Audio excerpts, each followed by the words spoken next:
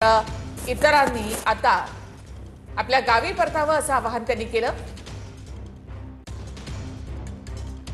तर 5 दिवसांच्या उपोषणानंतर जरांगे पाटील यांची प्रकृती खालावली आणि त्यामुळे त्यांना आता रुग्णालयामध्ये दाखल केलं जातं। काही तपासण्या केल्या जातील।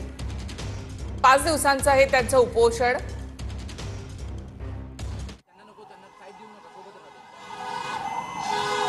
तर जरांगे पाटील यांना आता रुग्णालयामध्ये दाखल केलं जाणार आहे। जे हॉस्पिटलकडे आता जरांगे पाटील यांना नेलं जाते। तर जिंकल्याशिवाय माघार नाही, चलो मुंबई असं त्यांनी म्हटलं होतं आणि इथेच विजयाचा गुलाल उधळला गेला। GR काढण्यात आला आणि अक्षरशः जरांगे पाटील जिंकले।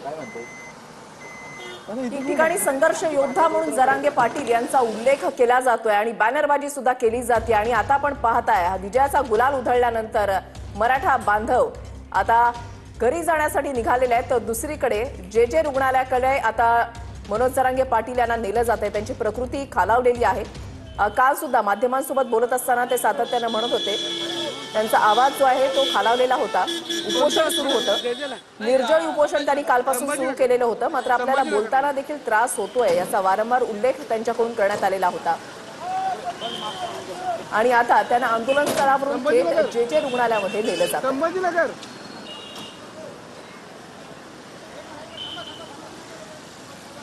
तर जरांगेंना जे रुग्णालयाकडे आता नेलं जात आहे। पुन्हा एकदा त्यांच्या गाड्यांचा ताफा या ठिकाणी थांबलेला आहे।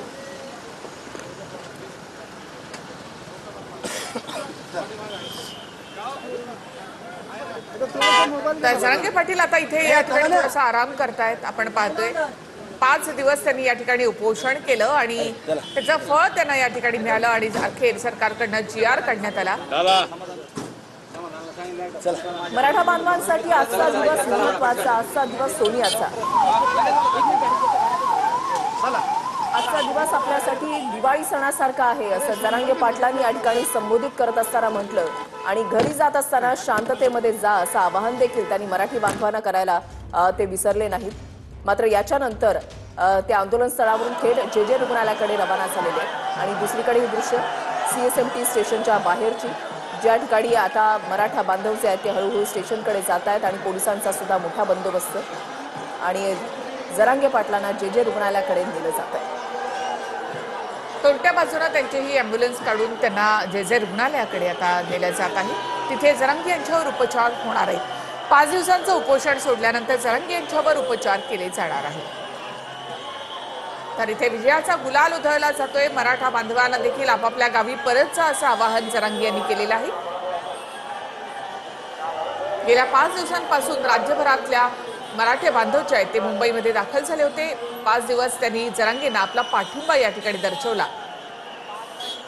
रस्त्यावर झोपले, स्टेशनवर झोपले,